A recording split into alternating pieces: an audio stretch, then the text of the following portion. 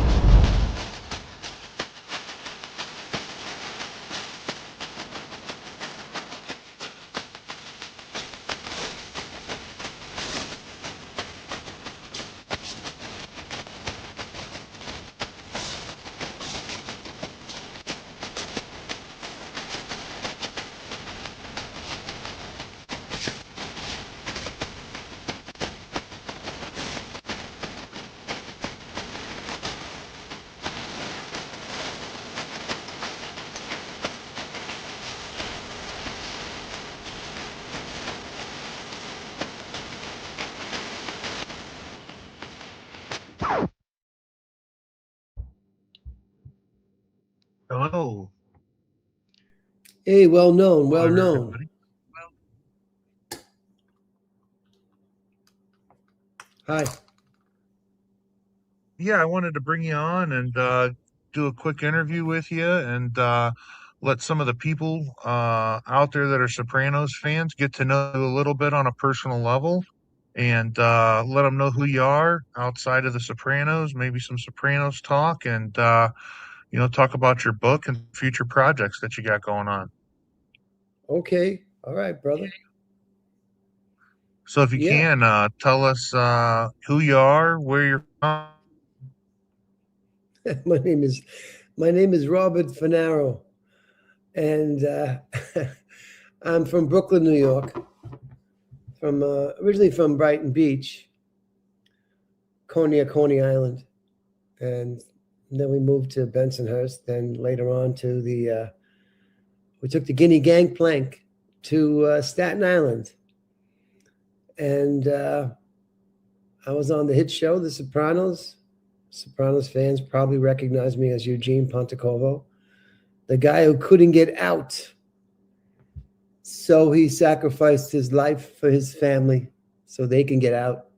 Although they didn't say nice things to me at my funeral, they called me names. But, in my heart of hearts, I think the way it was set up, especially with looking at the children's photos and the happiness we had in Florida, going to Fort Myers, at least they can have that happiness. And I think that's where Eugene went to. And I think God forgives him, for doing what he did. It was a selfless act. You asked me a question now. Hello?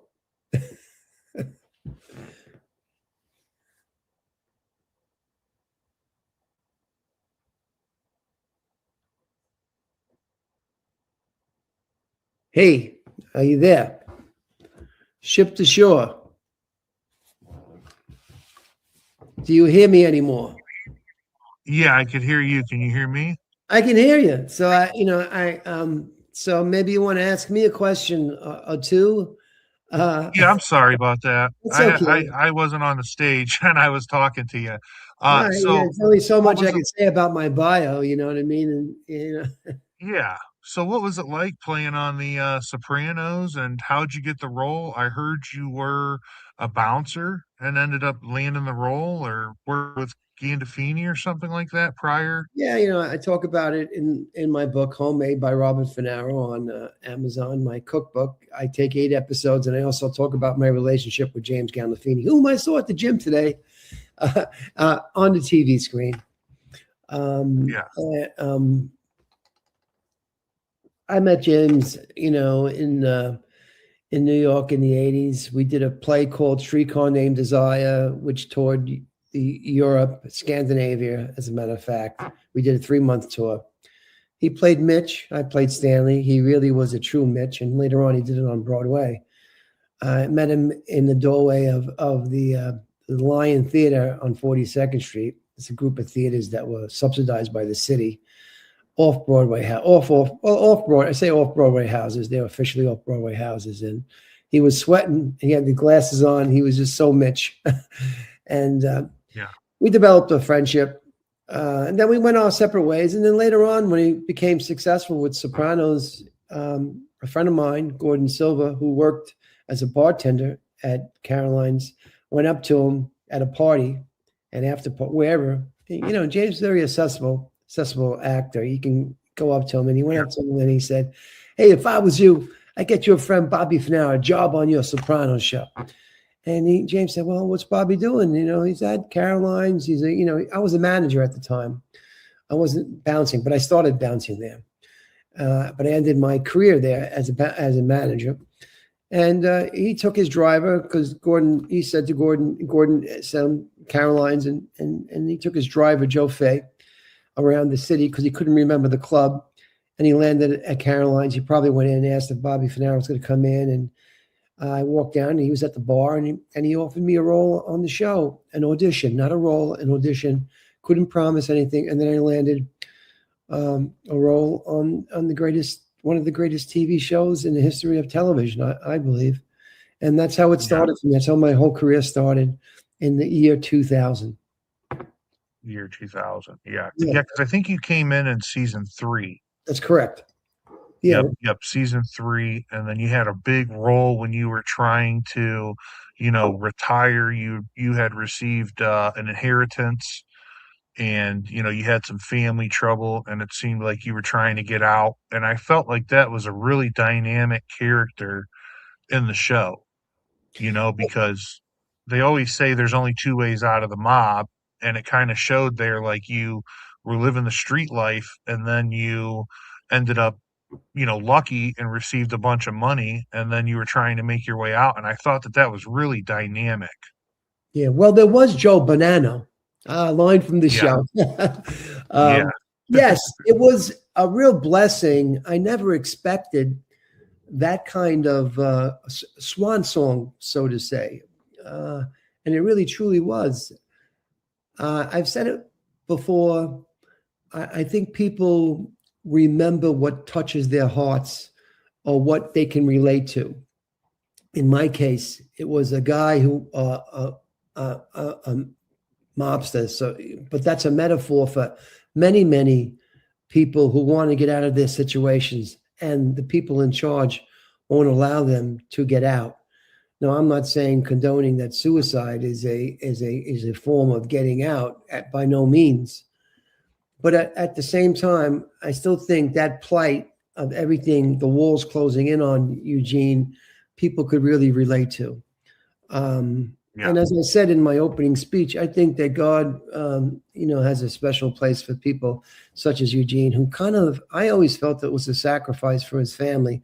Looking at the pictures, the Florida, the memories, and it was the only way that he could really truly liberate his family. Although, as I said in my promo here on the show, I think they didn't really talk very nicely about me at my wake.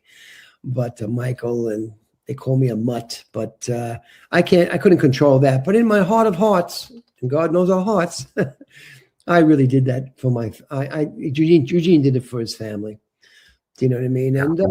And people could relate to it. And I think that's why, a lot of people come up to me and say, "Oh, I felt so bad for you. You couldn't get out." And up until then, it was the Snapple bottle over the head of little Paulie that I was known for. So it was great to have that last show. And I got a chance to really do some acting on that show. You play, you work on a show in a recurring role. You're not the main character.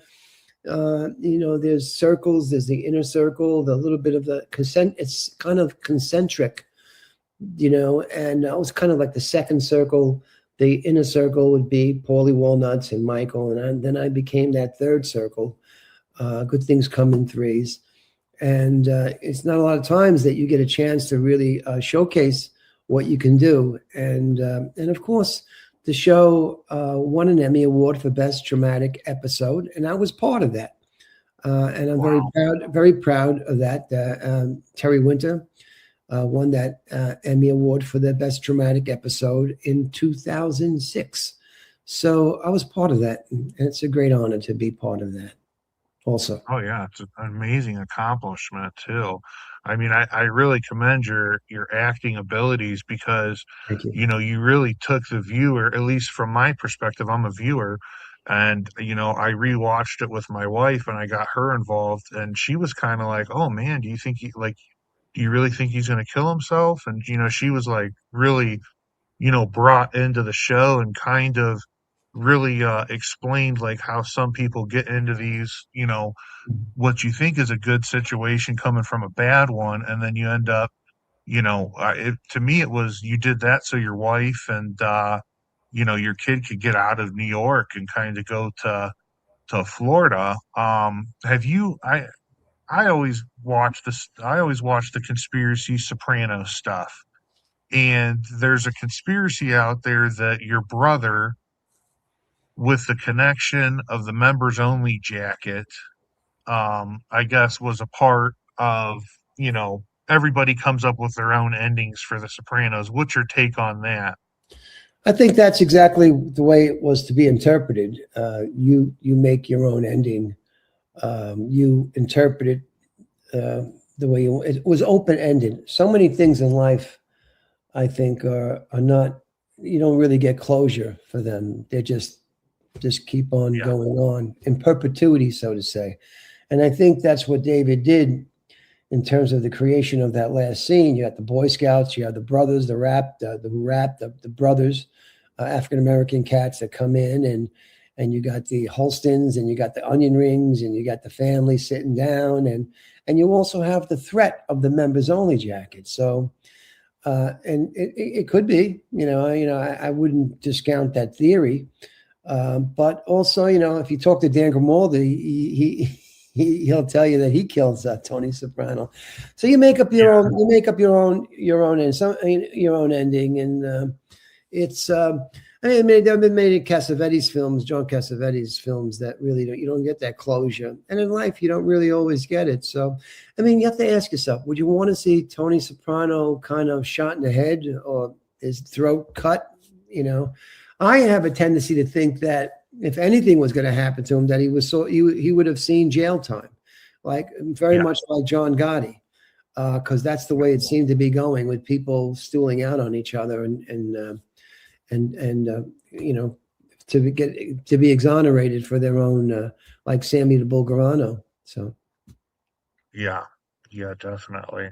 Yeah, I think it was real dynamic, and I mean for it being that old of a show, you know, I think it's an amazing show. I think you guys did an amazing job with The Sopranos, and you know that's why I figured, you know, get a hold of a couple of you guys, see if you guys would come on for interviews because there's always so much about The Sopranos, but it's hard to find actual content about like who you guys are and where your start was from because I found it really interesting that David Chase wanted people from New York, New Jersey, and he wanted Italian people in the show to make it authentic. And I feel like without that, it wouldn't have been as authentic, that's you very know? true. That's very true. Yeah, I find that amazing and really interesting and you know, it kind of you know, blends it all together and makes it so much more authentic. Um, you know, now when you're filming The Sopranos, did you know what was going to happen before it happened, or was it kind of like, you know, you're going there? I've heard stories from other cast members that, you know, you were on the chopping block and you guys were all having a great time and you guys were afraid to get whacked and afraid to, you know, it was going to be like what it was going to be like going into work and were you going to get the chopping block and it's all over? How did you feel? Well, as to your last point, and then we'll address the point of the chopping block, the Yeah. guillotine, the Yeah. um, um, uh, you're right. David Chase, like many other directors, as well as Francis Ford Coppola, I think the best directors take chances with unknown actors, actors that are who kind of can be the best for the job. They're not worried about the numbers, the star system, the amount of hits they get on Instagram now. That's the big thing now. So they do take and I respect them.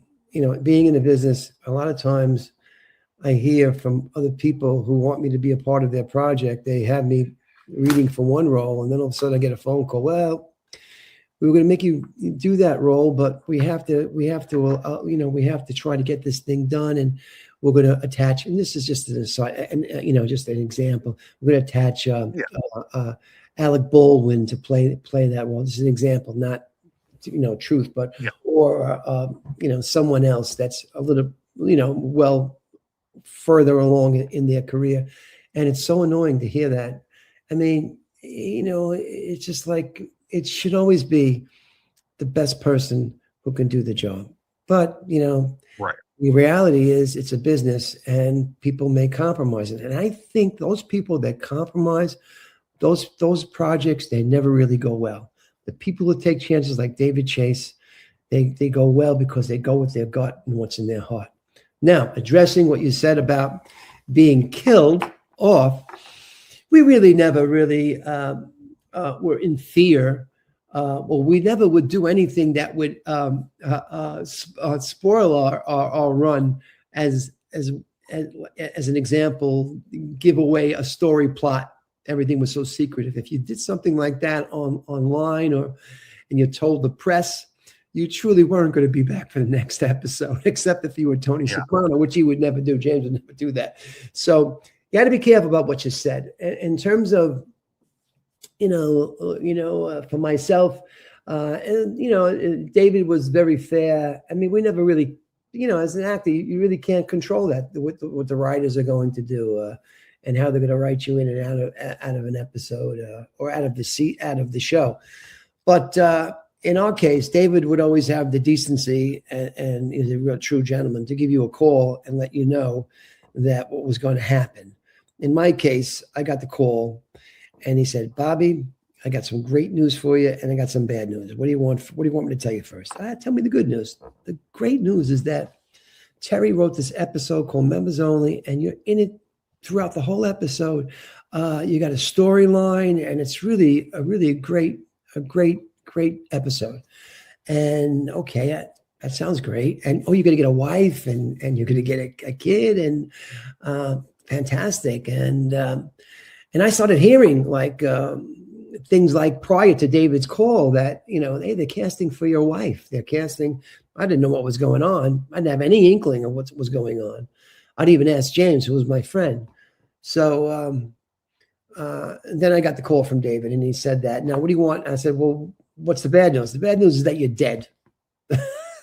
That's the way he said, you're dead. But, what can I say? I was happy about the episode, especially when I read it.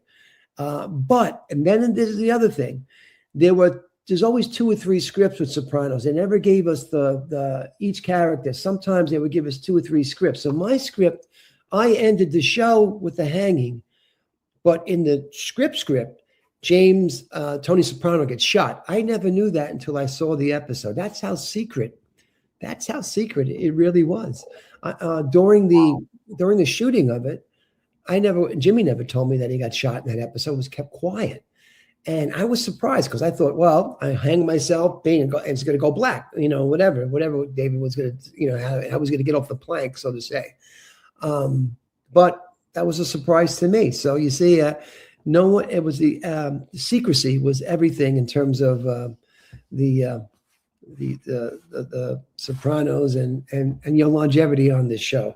Just like this new series, Big Mistakes, with Dan Levy from Schitt's Creek, who's the showrunner. Which is a comedy series on Netflix that people can watch in May, where I play a wise guy, and okay, they could check that out also. But I can't really talk about it, but I could tell you that I'm on it, and Yeah. it's going to be really funny. That's what I can tell you. The scripts are great. You always know you get you're on a good series when they send you the entire script. You know that the people behind it, the producers behind it, want you to understand what you're doing, as opposed The to. whole story. And I'm not talking bad about Law and Order, but in Law and Order, you were given your sides. I don't remember them sending me entire scripts. And some other TV shows, they don't really send you the entire scripts. With the good ones that you get the entire script because they really want you to kind of marinate in the character, so to say. Yeah. Yeah. So, But I think it would be easier if you had the whole script because you'd be able to tell, like, how to act certain ways and to kind of give your character a little bit more depth. You know what I mean? And exactly. yeah, I always love watching shows or movies, and then I see people from The Sopranos in them. I'm like, oh, that's awesome. He's in this. And I checked out your IMDb, and you're in a ton of stuff, Yeah.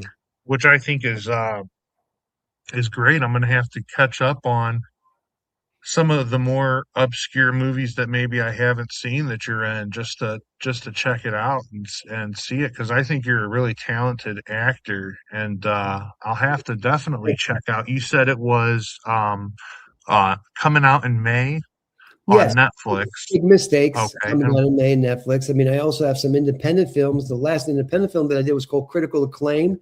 That can be for $2.99 or $3.99 on Amazon. That was a pretty good film. I felt.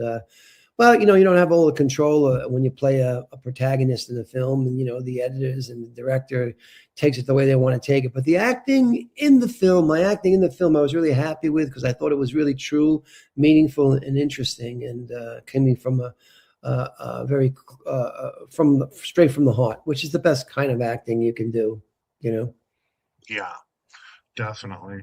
So how did you kind of like decompress from um your end on The Sopranos, because you didn't really stop and kind of die off. I mean, you got into other stuff because I've seen you in a bunch of stuff after that. Well, I had a great manager. My manager, Eric Faber, God rest his soul. He passed away of pancreatic cancer. Miss him a lot because he really would try to champion me to be on other shows, non-wise guy shows too.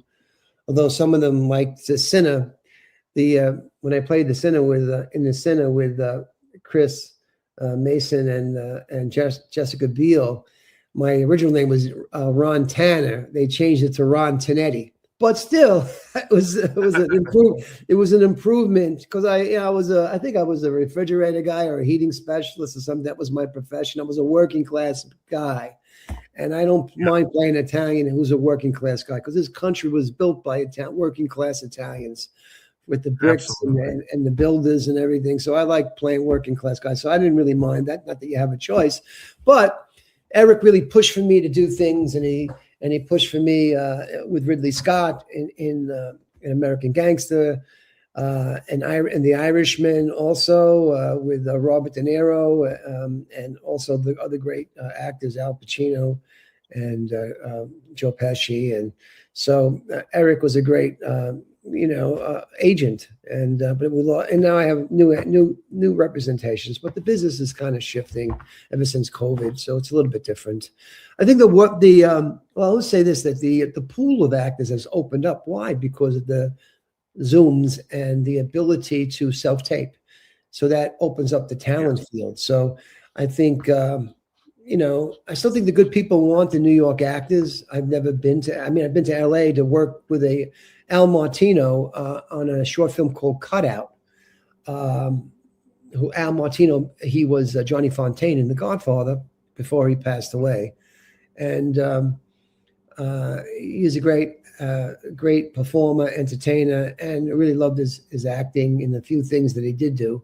He was great as Johnny Fontaine, and he was great in Cutout also, who plays a father he leaves his children for a career, and his son who he left behind goes to LA to confront him about their past. You know what I mean? And it was a very good short film. So anyway, I forgot what I was. Yeah, that sounds really interesting. The point I was going to make. That's Yeah. Yeah, yeah, definitely. Yeah. So when I talked to you, I posted a little trailer that there was an interview with you coming soon. And when I did that, I got a lot of emails with questions for you. So I Okay. guess we'll run through a couple of these that I kind of found interesting, and you can answer the best and as long as you want, or as short as you like. Sure. Let's see here. Uh, let's what is the biggest misconception about your profession? Um,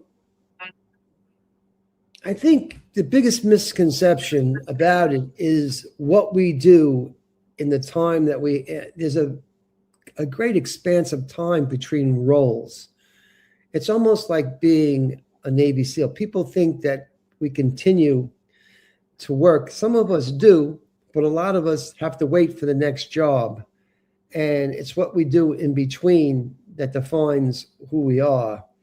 And I think people get the wrong, they think it's all glimmer and gold, but they don't realize I think there's a certain loneliness to being an actor, isolation. But great things are produced in isolation, like diamonds, they're compression. So, Yeah, you have to make that work for you, but you can't ignore it that you are kind of in your own world, so to say, when it comes down to it. And the best part of yourself is that pain or or that joy that you can share with others. And I think the misconception is that it's a party 24/7, and that you're a millionaire because you were on The Sopranos. No, that's not true. It's for some, it might be that they're well off, but it's a struggle. And I think that saying that is really not. I think for any artist, it's to commute to make it. If you're going to be any good, you just want to try to make an impact on others, and help others in their lives. And just like you're doing with your podcast, maybe another actor listen to what I'm saying and kind of get a pointer or two, or something like that. I mean, I think that's the greatest thing we can do, is not really the money, but how we can impact each other. And in terms of asking the great Greek question, how are we to live? Because it goes back to the Greek theater. That's what theater was for. It's a cathartic kind of experience when you go to the theater. You go into a movie house. Um, yeah, you go in to laugh, to cry, both. yeah, definitely. This one here says, I don't want to reveal anybody's name, but it just says, Robert, I absolutely loved you in The Sinner. What message do you hope your work leaves on people? That's a good question. What message? A message. A message. Well, I just spoke about it. To try to make an impact Yeah, on others. I mean, the message is. I don't know. I guess I can say, if I can quote Shakespeare, "Be true to thine own self. Be who you are. Be yourself." Do you know what I mean? yeah, You know that everyone has an importance in life. Like Fellini in uh, um, oh God, it's with Anthony Quinn. Not 8.5. La Strada. Gelsomania, it doesn't feel any kind of self-worth. And then I think the fool Richard Basehart takes a pebble and he says, even this little pebble is meaningful. And I think that it takes everyone to try to put this all together. All the parts, it's kind of biblical, but all the parts of the body are important. I appreciate people who appreciate the show. I don't feel like I'm above anybody. And I think that we should always act with humility and have that grace. Do you know what I mean? That everyone's important, oh even yeah, the viewer, as well as it. Because without the viewer, we're really nothing. You know what I mean? yeah, Our lives are meaningless. So we're all together in this together. Yeah. yeah, yeah, absolutely. Yeah, I mean, I don't chase numbers, but if there wasn't any numbers to the shows that I do, it wouldn't be worth doing. So Yeah. I appreciate everybody watching, and if you could hit the like button and go and check out his book on Amazon. I have it down on the banner right below on the bottom of the screen. It's called Homemade by Robert Funaro on Amazon. If you want to support him, go ahead and go on there and get that book. And it looks pretty interesting. I'm going to buy it. Thank you. Um, Thank you. Yes, it's a just to good have it. book. It's a good book. Good recipes. Mama Finaro's recipes and my sisters, and family members. There's a restaurant in I think it's in Italy, or it could be in America, and their menu is the same menu every night. They have 7 Yeah, or 8 things that they do, and people go to the restaurant and they enjoy it. But it's not this whole scroll, and that's the yeah, way the book is. There's 8 or more great recipes in there, and that's all you need. yeah, You know, yeah. I'm always looking for fresh recipes cool, brother. because I eat Italian 5 nights a week, and my wife's like, "We got That's to figure awesome, something man. out That's awesome. Well here." known. Yeah, we got to figure something out. So let's see here. Hey, Bobby, I heard you were from Coney Island. If you weren't famous, my friend, what career would you be pursuing? Uh, well, now I would say it would be the food industry. You know, it would be Yeah, a pizzaiola. You know, or do cook food. But I guess it's always been entertainment for me. I worked at Madison Square Garden at the time when Bob Dylan, George Harrison, they did the Bob Dylan tribute and the sports.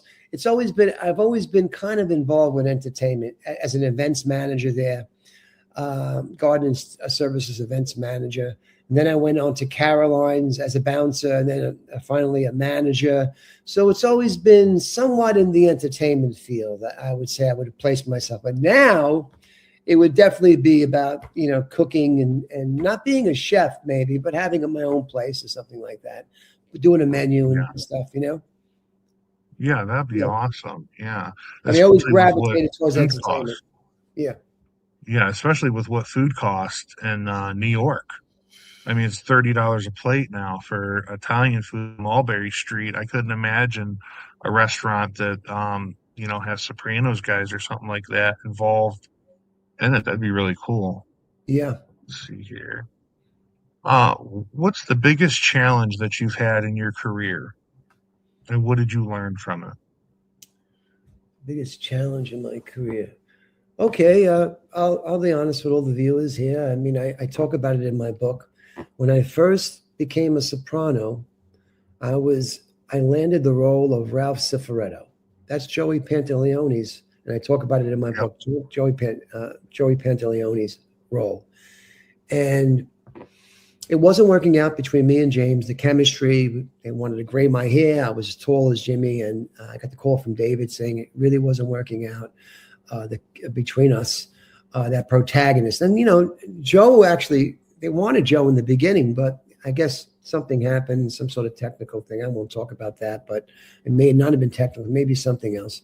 Anyway, I landed that role. So now when David called me up, he said, "We want to keep you on the show, but at the same time, you're going to be a different character." What character? It's going to be Eugene. Who is Eugene? Well, we're going to make it up as we go along. We're going to keep you. We like you. And I said, okay. Now, to go to the set and everyone knowing that, hey, that guy was Ralph Cifaretto and now he's Eugene, that's a lot to, kind of live with in terms of your pride, your ego. And, of course, I really wanted to maintain the role of Ralph, but it didn't work out, and I understood it. So I think, I gained a lot of humility from that. My parents, my mother and my father, especially my father and my mother, they, said, stick with it. And it was, my first professional job, Sopranos. So I had to live with that. And they tell me to, gave me a lot of positive. I was living there with my folks at the time and gave me a lot of positivity to keep going. And I went back to the class and everything, my workshop with Win Hammond in Carnegie Hall. I wanted to kind of, because I hadn't really worked, even though James asked me if I was working, I lied. I said, yeah, sure, I've been acting. It really wasn't true. I hadn't, this was my first professional TV job. Jesus, I didn't even know what a mark was when the AD came up to me. I forgot his name. And he kept looking at the mark and looking at me because I wasn't hitting the mark. So, I mean, it was like almost like an apprenticeship. So, to be on the show, to everyone knowing that, and continue on with Eugene it was really that particular setback drove me to be who I am today, part of as a career as an actor. And I like to share that with other actors, because there's been many actors who have gone on set and it didn't work out for them, but they kept going. And that's what I'll tell all the actors out there, just to keep going no matter what setback comes, because that setback really will truly make you what you are as an actor, except if you walk away. When you walk away, you'll never get there. Yeah. I think that's a pretty good answer there. Yeah, that's awesome. Yeah, that's pretty interesting. I thought the Joey Pants character, I thought that was really a really cool character, because they made you hate him, but you were dying to see what was the last straw and who was going to kill him. Yeah, well, the thing is, David said, one of the things he said about us, me and James, that you're two good guys.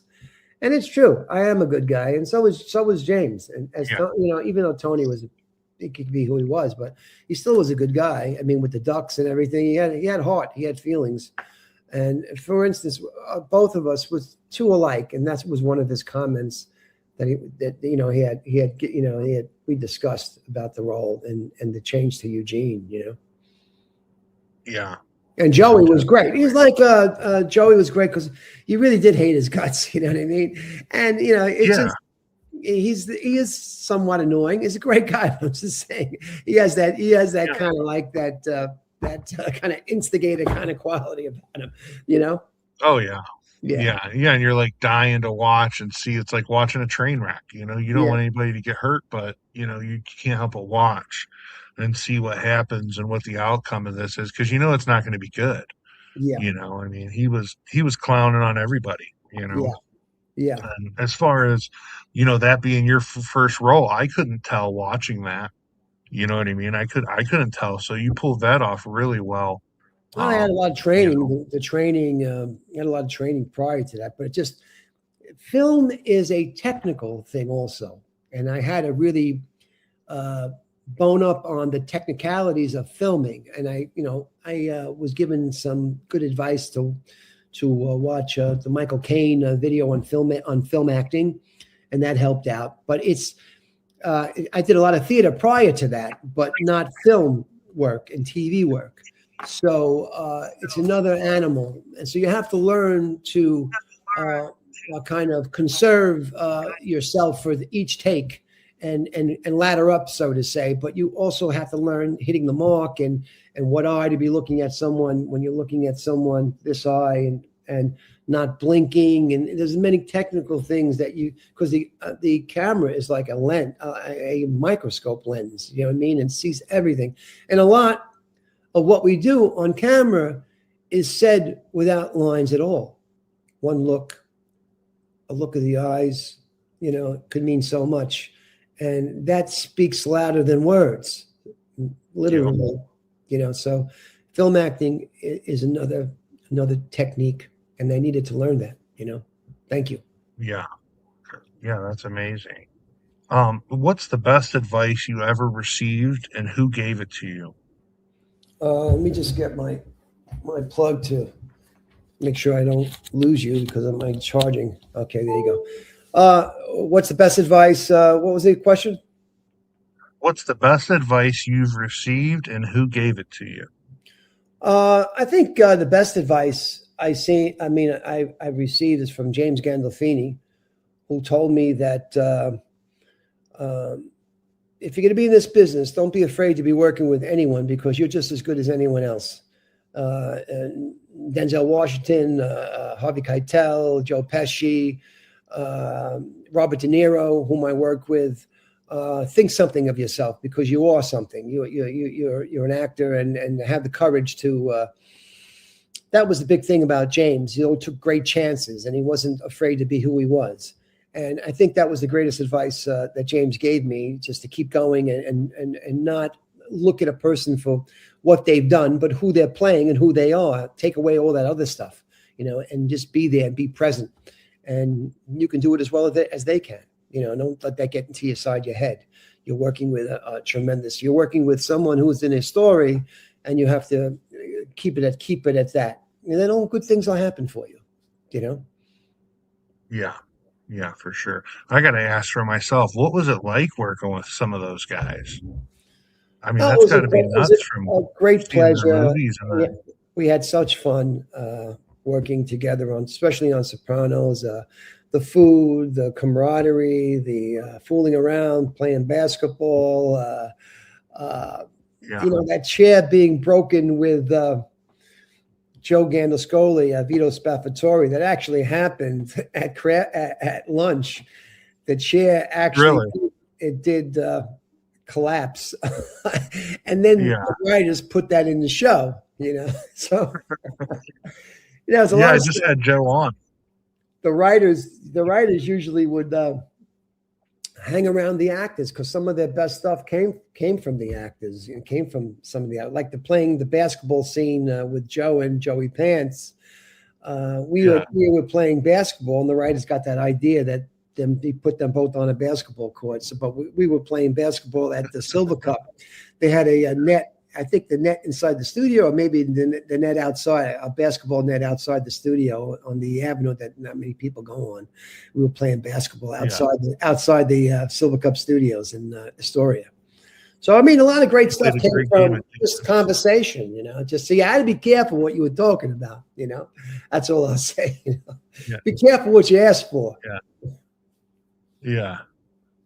Yeah, that's awesome. Yeah, I just had Joe on for an interview. It's hard for me to differentiate him from Vito because it's almost like he played himself, you know? Well, yeah, I mean, Vincent Curatola, Tony Sirico, these guys, a good part of themselves, their strengths were themselves, and that's what David loved. He loved that. If you're going to be any good, you really have to kind of bring out that side of yourself that is whether it is whatever it is, and it's got to come from that place. That's your kind of like your palette, as a painter has a palette of all the colors. Those are the colors. Now, not everyone is good at so to say, sorrow, but then there are people who are very good in in the whole circle. But then certain people are good in certain areas, and you have to know your strengths. You know what I mean? I know, of course. I think the casting directors, I think the good casting directors have some imagination, and they at least they're open to actors like myself and other soprano actors for doing different roles, and you have to prove it to them. But it's what the business is. It's always kind of been that way. Certain actors playing certain roles, but then when you get a little bit more, how do you say, fulcrum, you can kind of like bend that, so to say. We kind of bend that when we're doing theater. We can have a little bit more control of who we're playing. You can be Richard III. You can be Hamlet. You can be Waiting for Lefty. You can be Lefty and Waiting for Lefty. You can. These are old shows that I'm showing my age. But anyway, do you know what I mean? Yeah, definitely. Yeah, definitely. So what was your biggest influence when it came to acting, and what kind of caused you to jump into it? And I mean, it takes an effort to get in there. What would you say would be your biggest influence? Well, in my family, my uncle, God rest his soul, uh, Monsignor Funaro, my uncle Joe, was a Catholic priest, and he put these shows up for Catholic charities and to raise money, musicals, Showboat, The Music Man, Hello Dolly. And I got the bug, I guess, going. My father would take the family to see his shows, and they got better and better. And he was doing it for Christ the King Church in Queens. And on Metropolitan Avenue, and he actually had some of the writers who wrote the shows come to see the shows. It really was a professional showcase. That some of the players went on to have careers in musical theater. So it was a great level of professionalism. But he started small in Howard Beach, and he laddered up, and it became. And we go to these shows, and I got the bug looking at going to the shows and pretending I was the characters, and my family, we hammed it up a little bit.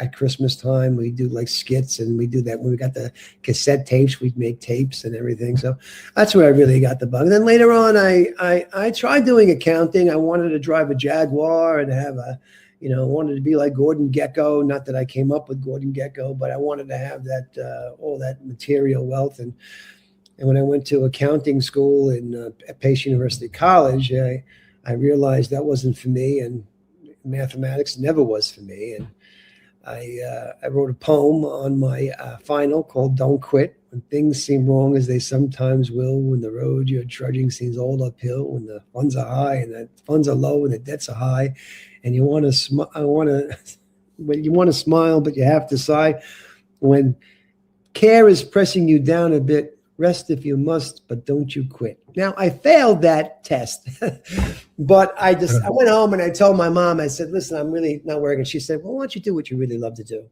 Why don't you try acting? And they had an acting program in Pace, and I excelled at it. I didn't finish it. I didn't even finish that. I finished one semester of it, and then I quit.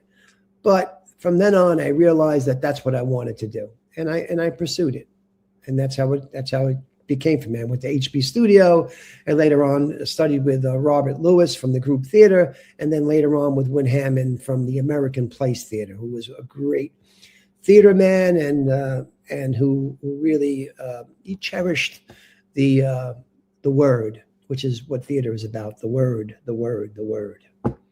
Yeah. Wow. Yeah. Let's see here. What's this one? When after you killed Teddy, you wiped blood on the map. Was that supposed to represent something in the show? Yes, that's the bloody. That was a metaphor, as people have talked about it. It was a metaphor for, I think, a hitman, their bloody career, so to say. That blood on the map was. This is what this life is about. I mean, it's you're mapped out with blood, and the people you kill, and this is the bit life you've chosen, so to say, as Hyman Roth said in The Godfather.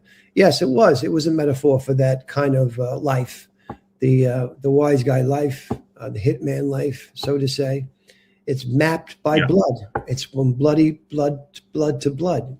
There will be blood. Yeah. And listen, we Yeah. joke about it, but it's and it's become less and less now. But it's a brutal world that we live in, and I think the Black Hand, Cosa Nostra, was created originally to protect the citizen from corrupt officials in Italy, aristocrats who raped young women who did things and they got away with it. So this society was created to protect people, to protect the local common people. But then it kind of branched off, so to say, and it went berserk. Yeah. And so many human endeavors go berserk. We look at Hitler, we look at Putin. We're not going to get political. I know we don't want to do that, but we look at the history of mankind and how crazy it's been. And, they had great forethought, great ideals, but then it ends up being misconstrued and got into bookmaking and taking over stuff and protection, so to say.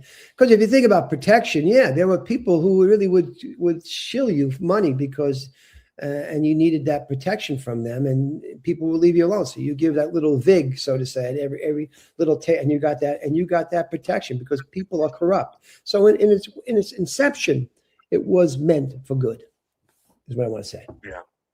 Oh yeah, for sure. Yeah, it was.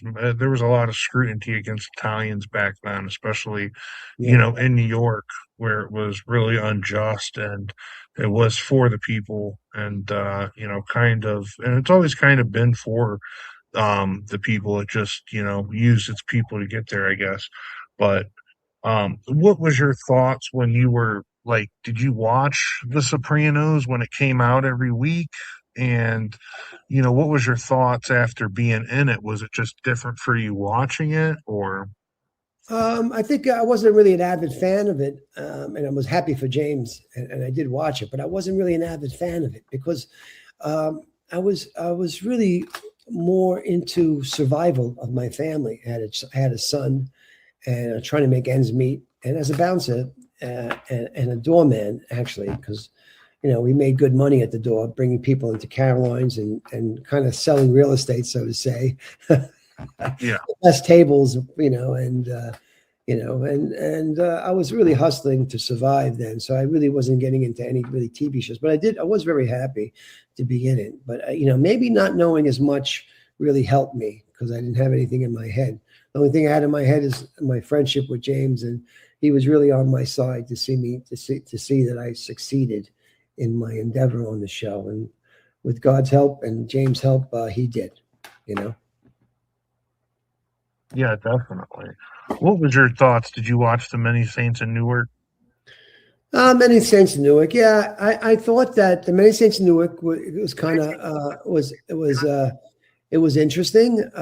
It was kind of to me like another episode of Sopranos, because I think that film has a way of films are different. Alan Taylor, he directed it, did a wonderful job. The actors were Bernthal, everybody was wonderful in it, but it seemed like it was like, okay, what's the next episode going to be?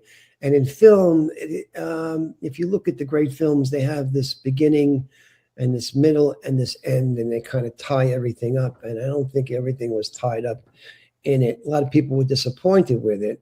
On a personal note, I think that, Michael Gandolfini and his father really should have been as opposed to the uncle.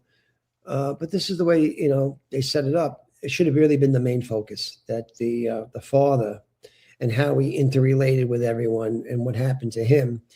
Should have been a little bit more on that, that subject, as opposed to Imperioli's uncle.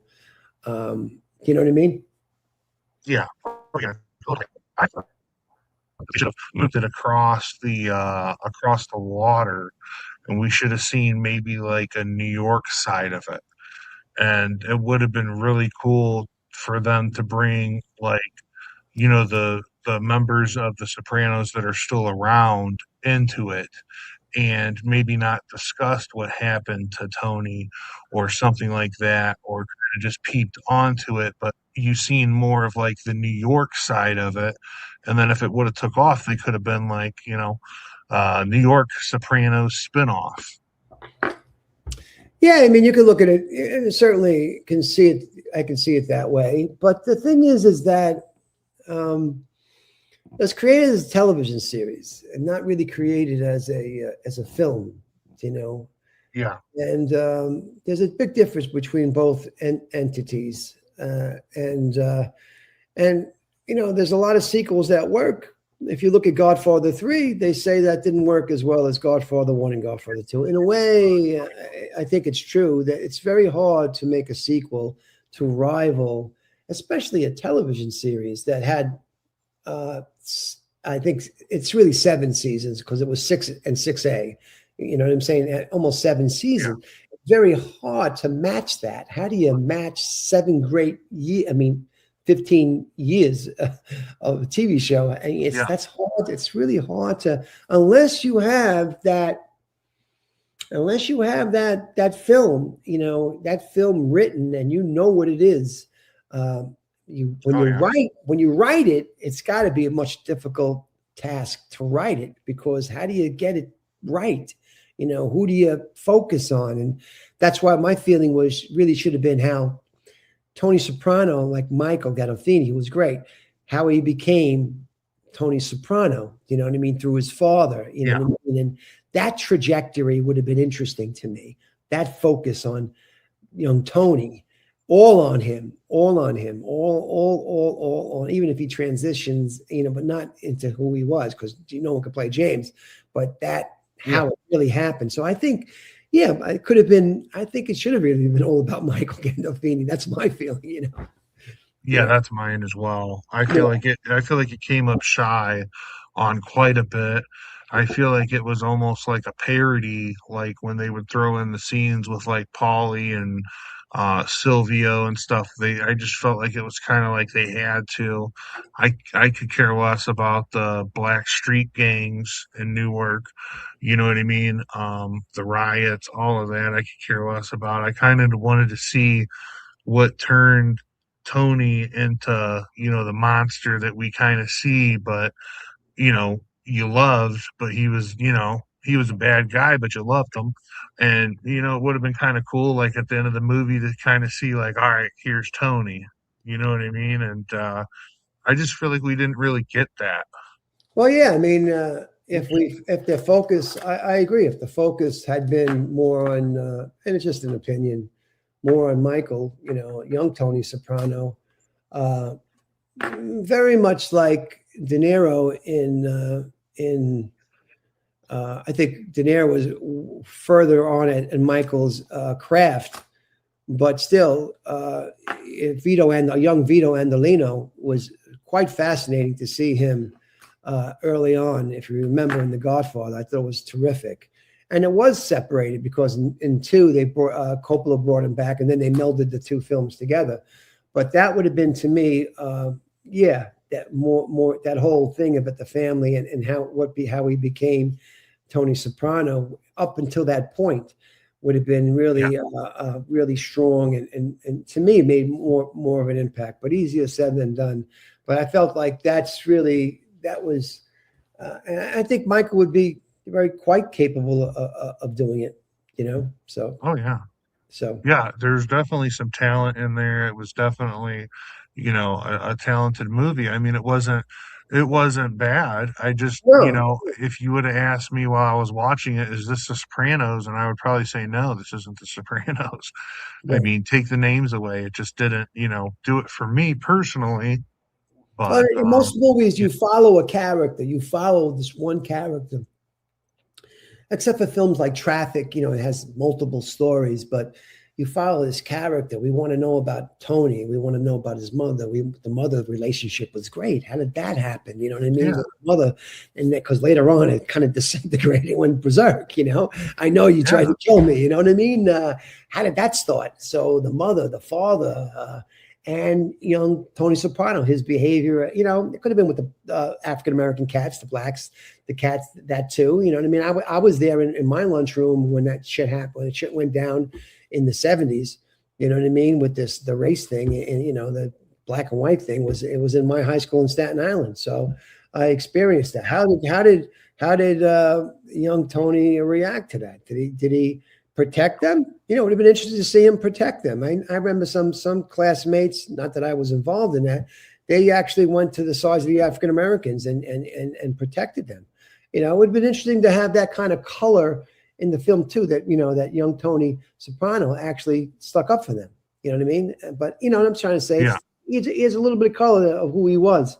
You know what I mean? Of the underdog, so to say. I don't know. Just a thought. yeah. Yeah, no, no. I definitely enjoy hearing your opinion on it. And it's definitely, it's a hot topic. The many saints in Newark. Either some people really like it or they really hate it. True. You know, I'm kind of dead set in the middle. I mean, it's definitely interesting. Um, so what's something that you would like to tell the viewers that are watching this that might be considering an acting career or something like that? Do you have any words of wisdom for anybody, anything inspirational you'd like to share with somebody It's watching? Well, I think you have to follow your heart, what your heart tells you. And I mean, a long time ago, when I first started studying acting, I was in a class with the great theater man Herbert Berghoff, and I never forget him saying that certain things in life have a high price tag, and there are other things in life that the price tag has a lower value on it. If you want to be an actor, that has a high price tag on it, and you're going to have to work to afford it, and it's going to take a lot out of you. But the rewards are really great, but you have to be able to persevere, especially nowadays that the talent pool is opened up with the internet, and to keep going. And I think that it's been proven before that if you want to do anything good, get together with friends, write your own movies, write your own ticket. Don't wait around for the phone to ring. Apparently, at the present time, this is what I'm trying to do: create things, platforms for myself that can elevate my career and getting through to people. Because at the end of the day, that's what it's all about. Not really ambition and being up there on at the Golden Globes Awards. I mean, that's a great reward, or the Academy Awards or Tony Awards. It's great, but that comes with a high price tag. So you have to really realize that it's not going to. So for some people, it comes really quickly, but then after it comes quickly, they don't know what to do with themselves, and they can't repeat it. So that's why training is very important. Get yourself a 2-year program, neighborhood playhouse somewhere in the city or wherever you're at, and learn the craft. And get out there and try to work and get out there with people and try to create your own things. Very much like Matt Damon and Ben Affleck did with Good Will Hunting, and Ed Burns did with the brothers McMullen, and of course the ultimate in all the film is Sylvester Stallone.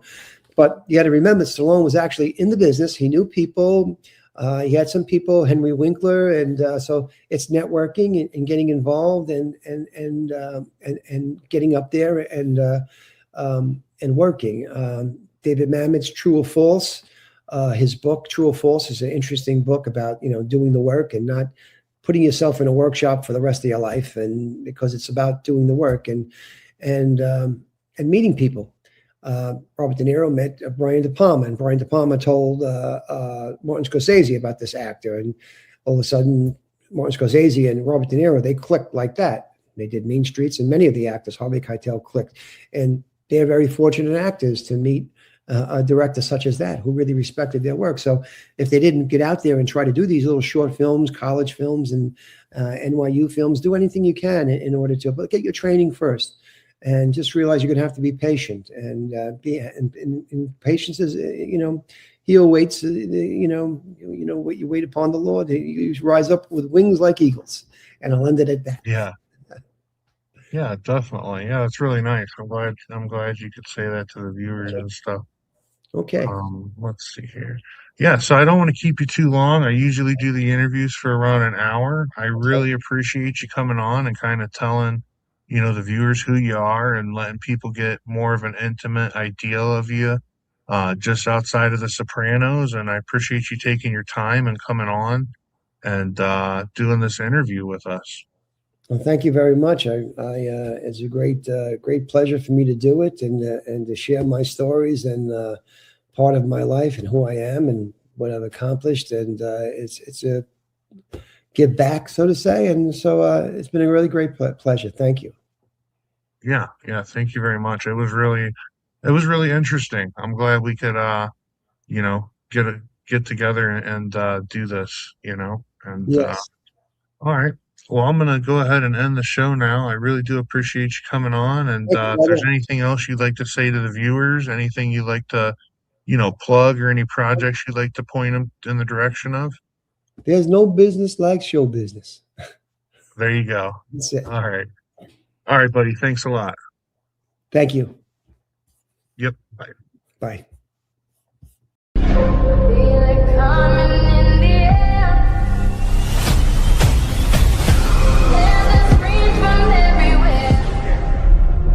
Only thing that's on my mind is who's gonna run this town tonight.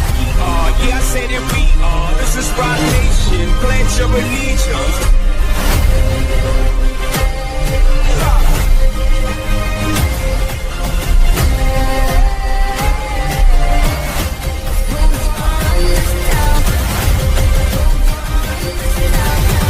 We gon' run this town.